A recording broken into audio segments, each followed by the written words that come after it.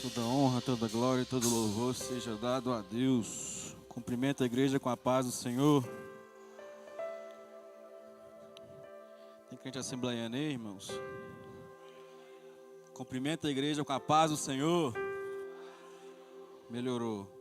Abra as vossas Bíblias em Salmo de número 13. Salmo de número 13.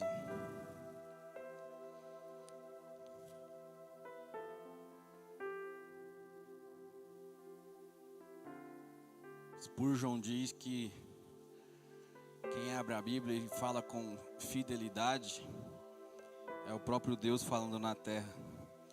Então vamos ouvir Deus falar conosco essa noite. Amém? Quem achou, diga amém. Quem não achou, diga escola bíblica dominical. Até quando te esquecerá de mim, Senhor? Para sempre? Até quando esconderás de mim o teu rosto? Até quando consultarei com a minha alma, tendo tristeza no meu coração? A cada dia, até quando se exaltará sobre mim o meu inimigo? Atenta em mim, ouve-me, ó Senhor, meu Deus. Alumia os meus olhos para que eu não adormeça na morte, para que o meu inimigo não diga, prevaleci contra ele, e os meus adversários se não alegrem vindo eu a vacilar. Mas eu confio, glória a Deus, na tua benignidade, na tua salvação, meu coração se alegrará. Cantarei ao Senhor, porquanto me tem feito muito bem. Senhor meu Deus e meu Pai, estou na tua casa mais uma vez. Eu estou em tua presença, Senhor, te pedindo graça sobre mim, Senhor. Nos dê graça, Deus. Fale conosco, Deus, não porque nós merecemos, mas porque o Senhor é misericordioso. Porque o Senhor é bondoso, Pai. Fale conosco essa noite, que nós entendamos, Senhor, que todo sofrimento é provisão do Senhor. Que todo sofrimento vem para nós aprendermos o que o Senhor quer nos ensinar. E lá na frente nós vamos entender tudo o que o Senhor está fazendo em nossas vidas. Eu te peço e te agradeço em nome de Jesus Cristo. Amém. Poderia sentar, irmãos?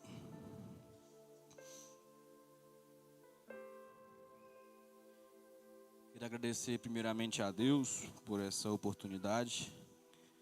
Agradecer o pastor, na pessoa do Hamilton, pela confiança. Agradecer a Mônica pelo...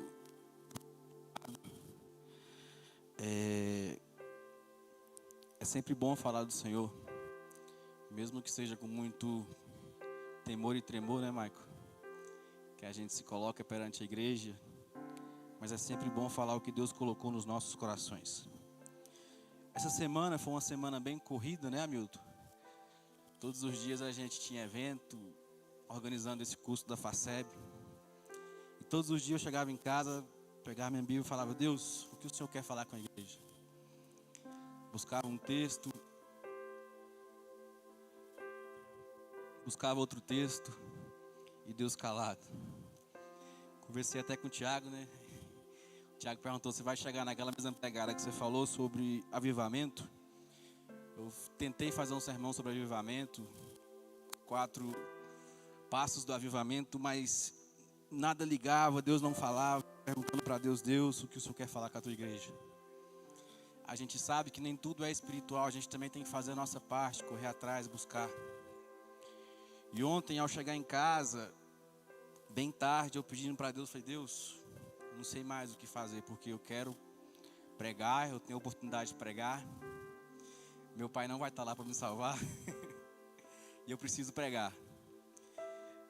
Então Deus me fez entrar nesse texto. Eu falei: mas Deus, eu já preguei sobre esse texto. Deus ardeu mais uma vez e disse: prega de novo. Fala de novo. Então eu tenho certeza que Deus quer falar com alguém nessa noite. Amém? O texto que nós lemos vai nos mostrar sobre o sofrimento e o gozo em Deus. Nós falaremos nessa noite sobre o sofrimento que todos nós que somos cristãos passamos nessa vida, querendo ou não. Infelizmente, a igreja moderna que se levanta todos os dias nos nossos púlpitos apenas massageiam o ego, não falam sobre o que Deus quer falar. É até chato a gente ver as pessoas usar copo descartável em cima de púlpito para poder fazer alusão à pregação. A gente tem visto que cada vez que se passa, as pessoas não querem falar sobre o sofrimento que o cristão passa. Infelizmente, muitos coaches gospel se levantam no nosso meio e tudo para eles é provisão de Deus, tudo para eles é prosperidade, tudo para eles é riqueza. E nada para eles é sobre falar o que Deus quer falar, sobre o sofrimento que nós passamos na terra. Que todos nós um dia vamos entrar num deserto para Deus nos ensinar algo. E que vai doer, e que vai chegar às vezes estamos sozinhos. Mas Deus quer falar conosco, Deus quer nos mostrar. A gente vê pela Bíblia o povo de Israel, era o povo escolhido por Deus. Era o povo a qual Deus amava. E mesmo assim Deus permitiu aquele povo passar por tão grande sofrimento. E a gente vê em Êxodo aquele povo se levantar pedindo para Deus: Deus, tira um pouco o sofrimento. E Deus então toca no coração de Faraó e aumenta o sofrimento. Aquele povo então, quando Moisés consegue tirar aquele povo do Egito, para onde eles vão? Para o deserto. Mais uma vez um sofrimento. Se Deus não poupou o povo que Ele amava, imagina a gente. Imagina Deus no céu olhando para nós, que somos meros pecadores. Ele que não poupou o seu próprio filho do sofrimento. Então, irmãos, a gente tem que estar pronto para quando vir o sofrimento. A gente tem que estar preparado para todo o sofrimento que nós cristãos temos que passar. Entenda uma coisa, a maior preocupação de Deus não é apenas que a gente chegue ao céu, mas que a gente seja imagem e semelhança do Filho dele. E o Filho dele sofreu, e sofreu muito por amor. O texto que nós lemos vai nos mostrar, no versículo 1, que ele começa com uma profunda tristeza. Ele começa dizendo: até quando, Senhor? Ele termina cantando. Ou seja, a gente vai ver o intervalo na vida de Davi, do sofrimento profundo, de uma verdadeira desolação, uma profunda tristeza. Vamos dizer até que podia ser uma depressão de Davi. E ele vai terminar dizendo: com um grande deleite eu cantarei ao Senhor. Então entenda de uma coisa, meu irmão, o sofrimento vem, mas também a gente vai cantar no Senhor. A gente vai se alegrar com o Senhor. Todo sofrimento vem para nos ensinar o que Deus quer. E vai nos fazer chegar além e cantar ao Senhor com alegria. Davi, quando escreveu esse salmo, a gente precisa entender que ele estava em um contexto de grande dor. Ele tinha acabado de ser ungido a rei. Ele tinha acabado de ser feito uma pessoa que seria o próximo rei de Israel. Samuel então chama a Deus e fala para ele ir até a casa de Jessé. E quando ele chega à casa de Jessé, Jessé então manda os filhos deles, os mais bonitos, os mais elegantes, os mais fortes, os mais inteligentes. E Deus toca no coração dele para dizer: não é esses que eu quero. Jessé então manda chamar aquele que é improvável, aquele que está lá no deserto. Manda chamar aquele que está lá no campo, escondido, fazendo a obra. Ei, entenda uma coisa, toda obra um dia será reconhecida por Deus. Davi estava lá escondido no campo, cuidando das ovelhas, mas Deus viu Davi lá naquele cantinho dele. Então, quando Davi chega à casa, ele é ungido a rei. Entenda que Deus manda Samuel na casa dele somente ungir a rei, e não coroar a rei. Isso fica uma lição para nós, meus irmãos. Quantas vezes Deus fala para a gente fazer apenas uma coisa, e a gente quer fazer várias coisas. Deus manda a gente falar apenas uma coisa, mas no calor do momento a gente fala. Samuel não, foi lá apenas ungiu ele a rei, mas não coroou ele a rei. Deus então permite que Davi comece então a passar pelo seu deserto. Note que Davi é ungido a rei, mas agora Deus vai preparar ele para ser um rei. Deus vai tirar toda a maldade que tinha no coração dele, toda aquela petulância no seu coração, para ser um rei segundo o coração de Deus. Depois da unção, então, Deus manda Davi para o sofrimento, para poder haver um grande quebrantamento de Davi. Quando Davi passa pela unção, ele então começa uma grande saga de sofrimento. Ele passa por situações graves, onde o seu sogro está à procura dele a qualquer custo. O seu sogro Saul está querendo ele de qualquer jeito, morto ou vivo. Saul então coloca a maior plataforma do seu governo, capturar Davi e o matá-lo. Nesse momento então, Davi, quando está fugindo de cavernas em cavernas, ele entra numa profunda tristeza, porque ele não sabe para onde ele deve ir, ele não sabe para onde ele tem que correr, ele não sabe para qual rumo ele vai seguir. Davi foge, se esconde de um lado para o outro no deserto, apenas fugindo de Saul. Nessa saga de perseguição, amargura e tristeza profunda, uma angústia tremenda no seu coração, então ele escreve este salmo, o salmo de número 13. René Eduardo, no seu livro O Perfil dos Três Reis, vai dizer que Deus não colocou Davi direto no trono, porque antes Deus queria tirar o Saul que tinha dentro do coração de Davi. Deus não queria um novo Saul, por isso então ele resolve forjar o caráter de Davi no sofrimento. Meu irmão, Deus nos permite passar por situações adversas para poder moldar o nosso coração. Ele permite isso para poder moldar o nosso caráter. Deus então precisa tirar o Saul que existe dentro de nós para poder nos usar.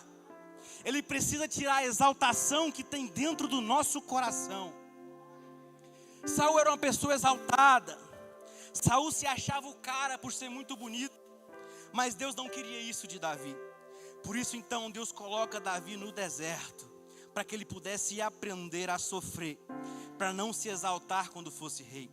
Os desertos da vida, a tristeza da vida, os dramas que a gente está passando não está fora da agenda de Deus.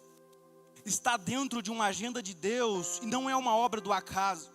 Às vezes passamos por um grande sofrimento. O momento que a gente está passando não é um acaso. Deus permite isso passar porque está dentro da agenda dEle. É Ele quem nos matricula na escola do deserto. É Deus quem nos empurra para as cavernas escuras. É Deus que nos leva para situações difíceis, para sermos provados por Ele, para depois lá na frente sermos aprovados. Por isso, meus irmãos, nas histórias dos grandes avivamentos, a gente vai ver há sempre uma profunda tristeza e sempre começa com uma crise medonha. Porque pensa comigo, imagina se a gente está bem, se a gente não tem falta nenhuma, se a gente não tem nenhum problema, para que a gente vai buscar a Deus? Se estamos vivendo uma vida plena, saúde, família e negócios, tudo dando certo, como a gente vai buscar um avivamento de Deus? Mas Deus nos leva para lá, para o deserto, para que lá a gente tenha grandes experiências com Ele. Na saga de luta e de dor que Deus molda a nossa vida e forja o nosso caráter. Deus nunca desperdiçou um sofrimento do seu filho, meu irmão. Paulo vai dizer que Deus nos consola e conforta, para que a gente possa consolar e confortar outras pessoas. No sofrimento as pessoas podem te abandonar, mas Deus está lá te consolando e te confortando todos os dias da sua vida. Quando estamos passando por sofrimento, tristeza, Deus nos consola e conforta, para que a gente possa estar apto para ajudar outras pessoas. Da mesma forma que Deus manda Davi para o deserto, Deus também faz isso com Elias, com Paulo e com grandes nomes da Bíblia. Nossa vida cristã não dá para ser dentro de uma estufa. Deus nunca vai nos blindar de não termos problemas nessa vida. E a gente tem que entender que a gente vive num campo minado, que existe sim lágrimas profundas de sofrimento, cheio de situações adversas em nossa vida. Mas não existe acaso, sorte ou azar. Existe um Deus da providência. E às vezes essa providência pode ser até carrancuda. Mas quando a gente está passando por situações adversas e que a gente olha para cima, tem um sorriso de Deus lá olhando para nós, dizendo: eu estou permitindo passar, mas eu estou aqui te olhando. Eu não te abandonei no deserto. Tudo vai passar, tudo é porque eu quero. Deus está nos olhando e dizendo com uma face, um sorriso na face, dizendo: eu não te abandonei, eu não vou te deixar. Nesse texto a gente precisa entender que Davi passou 10 anos da vida dele fugindo de Saul. A gente sabe que às vezes a luta chega na nossa casa e fica 1 ano, 2 anos, 3 anos, e a gente pensa: Deus, o que o Senhor quer que eu aprenda com isso? Davi passou 10 anos nessa fuga, fugindo do seu sogro Saul. Deus trabalhou em Davi, moldou Davi para depois trabalhar através de Davi. E assim também é na nossa vida. Deus primeiro trabalha em nossas vidas, nos molda para depois a gente trabalhar para Deus com excelência. Neste texto a gente vai tirar algumas lições. Vamos tirar 3 lições para a nossa vida. A primeira lição é no versos 1 e 2. A gente vai entender sobre os tremores da vida, que vem de dentro de nós, ou seja, os nossos sentimentos. A gente precisa aprender a controlar os nossos sentimentos perante as situações. Às vezes a gente anda muito abatido, não pela circunstância, mas pelo sentimento que está dentro de nós, pelo sentimento que carregamos dentro de nós. A segunda lição, o verso 3 e 4, os perigos que vêm de fora, aí sim são as circunstâncias. Eu penso, irmãos, que nós somos uns grandes autogênios, ou seja, somos criadores de problema todos os dias. Todos os dias a gente cria problema para a nossa vida, circunstâncias que a gente vai ficar abalado, vai ficar abatido. Mas a gente tem que ter fé em Deus que tudo isso vai passar. A terceira lição, o verso 5 e 6, é uma confiança que vem do alto. Repetindo, a primeira lição, temores da vida. Segunda lição, os perigos que vêm de fora. E a terceira, a confiança que vem do alto. Primeiro ponto que a gente precisa entender, que são os sentimentos que a gente precisa controlar. Davi estava cansado de correr do seu sogro, o seu maior adversário. Davi se encontra então um momento em que Saul queria ele a qualquer custo. Mas mesmo que ele não queria Saul de qualquer forma, ele poderia ter matado Saul por 2 vezes, mas ele não quis matar Saul. E quando o mensageiro chegou diante dele e falou, Saul morreu, como se Davi fosse se alegrar, Davi então manda matar esse mensageiro. A gente precisa ver que ele estava em uma tremenda aflição, versículo 1. Até quando te esquecerá de mim, Senhor? Davi estava se perguntando a Deus, até quando o Senhor vai esquecer de mim? Vai ser mais 10 anos, mais 20 anos? Até quando o Senhor vai parar de olhar para mim? Até quando o Senhor vai esconder o teu rosto de mim, Deus? Sabe aquele momento de aflição que a gente questiona a Deus, Deus, onde o Senhor está? Deus, o Senhor esqueceu de mim, o Senhor não está olhando para mim. E assim que se encontrava Davi, o seu sentimento era de tremenda tristeza, o seu sentimento era que Deus estava escondendo o seu rosto. Meu irmão, a gente percebe que tudo, a gente pode sofrer, a gente pode chorar, a gente pode passar por situações adversas, mas se Deus esconde o teu rosto de nós, meu amigo, é o pior sentimento que pode ter na vida do crente. Davi então pergunta a Deus, Deus, até quando o Senhor vai se esconder o teu rosto de mim? Ou seja, Deus, olha para mim, Senhor, olha para mim, não esqueça de mim, papai, não deixa eu sozinho nessa, Deus. Mesmo nos momentos difíceis, mesmo nos momentos que parecem não ter saída, precisamos lembrar de uma coisa, meu querido, Deus não tem amnésia. Deus nunca vai se esquecer de nós. Deus nunca vai esquecer da promessa que fez para nós. A gente precisa passar pelo deserto, pelo sofrimento, mas a gente precisa entender que Ele nunca vai se esquecer de nós. O segundo ponto da primeira lição é que Davi pensa que Deus já não se importa mais com ele. Versículo 2, até quando terei inquietações no íntimo e tristeza no coração, dia após dia? Até quando o meu inimigo triunfará sobre mim? Ou seja, Deus, eu não aguento mais ter essa tristeza dentro do meu coração. A minha alma está triste, o meu coração está quebrantado. Eu não aguento mais pensar que o meu inimigo está se exaltando sobre mim, Deus.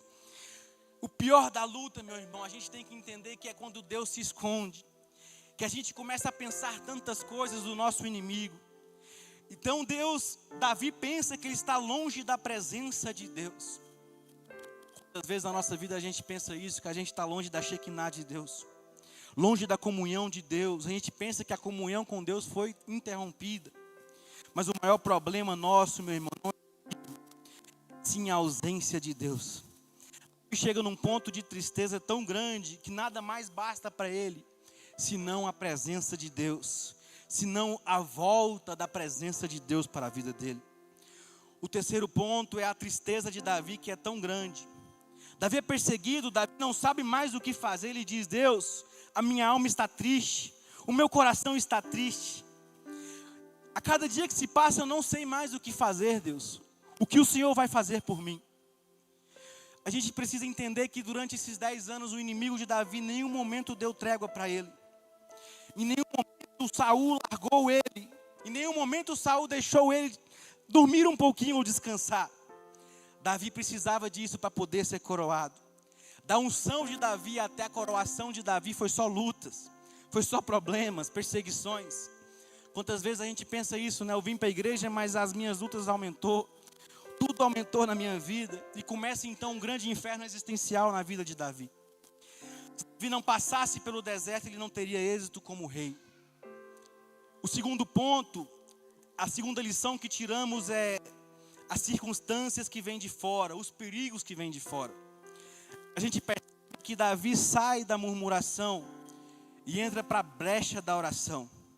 Ele se veste com a armadura de um verdadeiro guerreiro espiritual. Vamos dar uma olhada no versículo 3 e 4.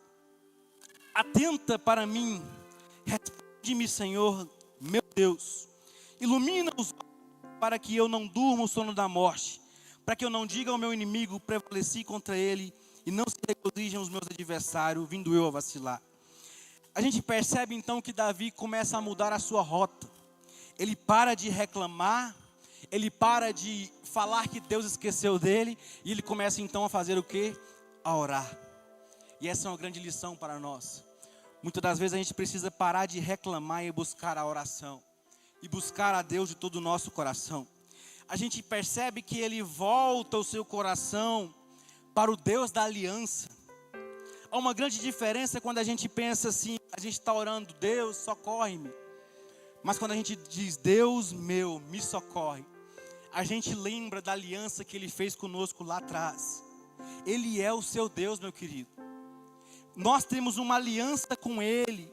Nós temos uma aliança todos os dias com ele. E se a gente orar em momentos difíceis, se a gente buscar o nosso Deus, Deus nunca vai nos deixar. Nós precisamos parar de reclamar e buscar o Deus da aliança. Davi então está buscando o seu Deus. Em outras palavras, ele para de reclamar. Ele para de falar que Deus esqueceu dele. Ele tira aquela amargura do seu coração e começa então a orar. Davi muda a sua perspectiva. Ou seja, o problema de Davi não acabou, mas ele mudou a sua perspectiva. Ao invés de ficar olhando para os problemas, ele começa a olhar para o alto. Ei, para de olhar para o chão. Para de olhar para os problemas, olhe para o alto. É de lá que vem a nossa salvação. É de lá que vem o nosso socorro. O segundo ponto da segunda lição é que ele ora pedindo a Deus um discernimento. Versículo 3 vai nos dizer: alumie os meus olhos para que eu não adormeça na morte. Pedir discernimento para Deus, irmãos, é olhar para Deus e pedir para que Ele coloque um colírio nos nossos olhos. Conforme o conselho que Ele diz para a igreja de Laodiceia: aconselho-te que compre de mim colírio para os seus olhos. Nós precisamos olhar os problemas com outra ótica na nossa vida. A gente precisa olhar para os problemas não como apenas algo ruim, mas como se Deus estivesse nos colocando para aprender algo. Tem hora mesmo que o problema não é um problema de falta, não é um problema que vem te afetar para você se desfalecer. O nosso problema às vezes é apenas uma falta de discernimento e compreensão espiritual. Nós não estamos com o óculos da graça e a nossa visão está embaçada. Por isso que ele pede: Deus, alumie os meus olhos para que eu não adormeça na morte. Quando a gente compreende o propósito, com os olhos iluminados, aí a gente então para de reclamar, para de lamentar e começa a orar.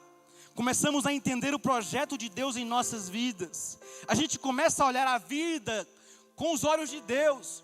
A gente começa a entender e ter sabedoria para ter um discernimento espiritual perante as aflições.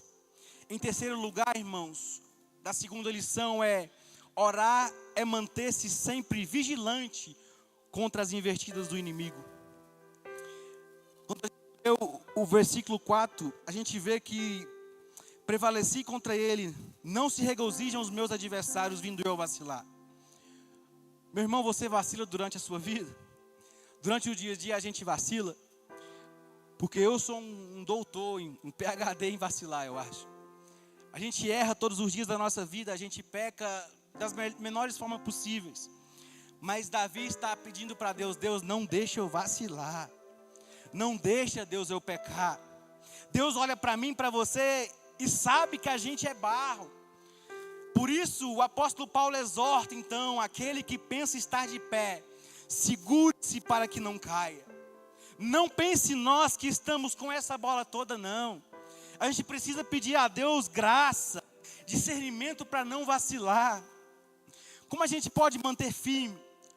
A gente precisa confiar em nós mesmos? Não, a gente precisa confiar em Deus, na estrutura que Deus dá para nós. Se tirarmos os olhos do Senhor, a gente vai se afundar como fez Pedro. Davi pede para Deus: ilumine, Senhor, os meus olhos para que eu não prevaleça.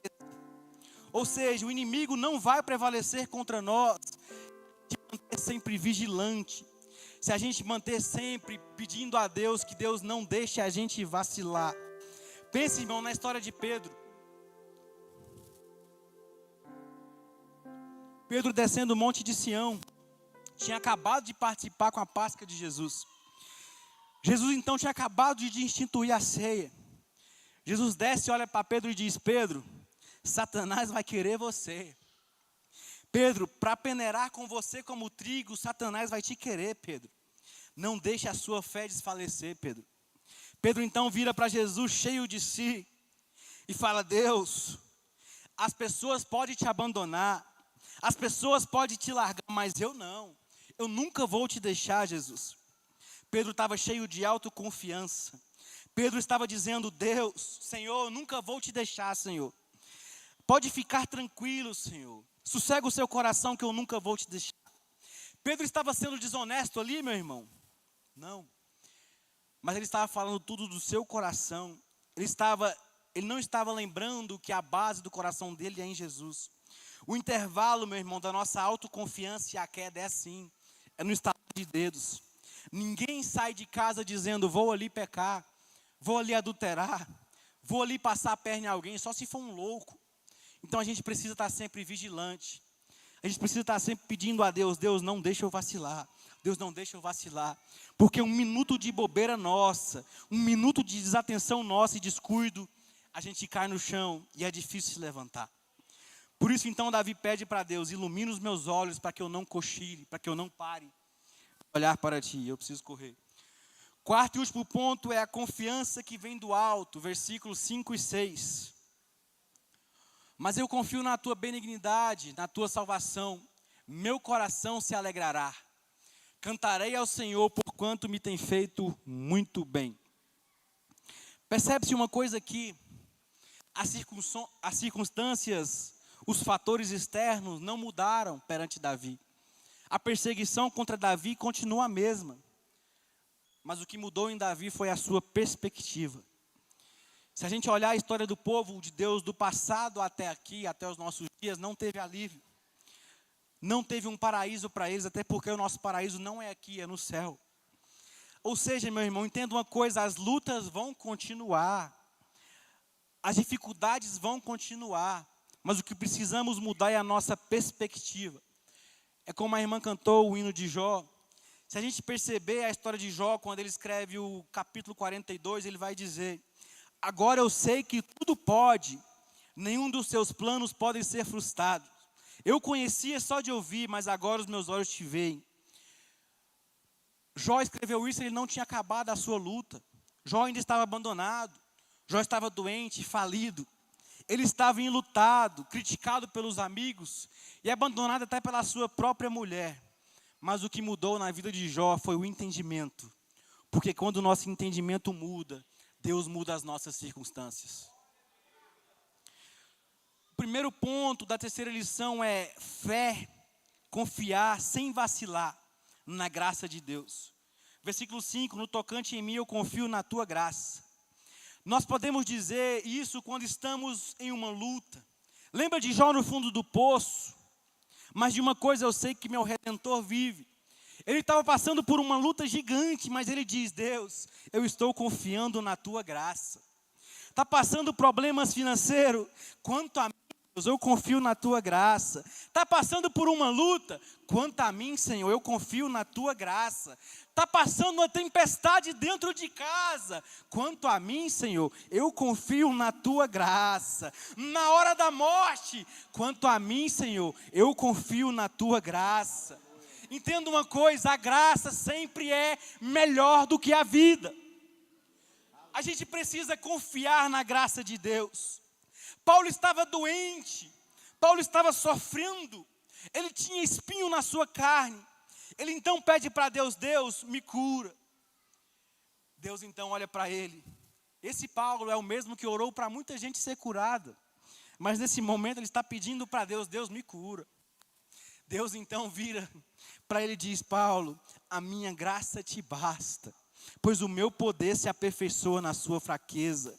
E a graça de Deus é que nos sustenta, a graça de Deus é que nos fortalece, a graça de Deus é que nos impulsiona, a graça de Deus que nos dá vitória perante as lutas. Não vivemos pelo que sentimos, não vivemos pelas circunstâncias, versículos 3 e 4, a gente vive pela fé, a gente vive mesmo sem explicação. A gente vive de promessa, arabaçou. A gente vive pela graça de Deus. Esta é a mensagem do Salmo 13, meu irmão. Alegrar-se mesmo perante o sofrimento. A segunda lição que a gente pode tirar é que a fé se alegra na salvação, apesar das lutas. Verso 5, parte B, vai nos dizer, na tua salvação, meu coração se alegrará. Meu irmão, não ande triste. Não ande abatido perante os sofrimentos dessa vida. Não ande de cabeça baixa. Diante da luta a gente precisa se alegrar de forma indivisível. A gente precisa ter uma alegria plena em Deus. A gente precisa ter uma alegria cheia de glória. Pense comigo o que Paulo vai nos dizer. Romanos 8, versículo 31. Coloque aí, por favor, meu filho. Que diremos, pois, a estas coisas? Se Deus é por nós, quem será contra nós? 32. Aquele que nem mesmo a seu próprio filho poupou, antes o entregou por todos nós, como nos não dará também com ele todas as coisas? Quem intentará acusação contra os escolhidos de Deus? É Deus quem nos justifica. Quem os condenará? Pois é Cristo quem morreu. Ou antes quem ressuscitou dentre os mortos, o qual está à direita de Deus e também intercede por nós. Quem nos separará do amor de Cristo? A tribulação, ou a angústia, ou a perseguição, ou a fome, ou a nudez, ou o perigo, ou a espada? Como está escrito, por amor de ti somos entregues à morte todos os dias. Fomos reputados como ovelhas para o matadouro. Ei, nada pode tirar nossa confiança em Deus. Nada pode nos abalar perante as dificuldades da vida. Levante a cabeça, mesmo que esteja doendo, tem um Deus lá do céu com um sorriso aberto te olhando e dizendo, eu estou aqui para te ajudar. Deus abençoe.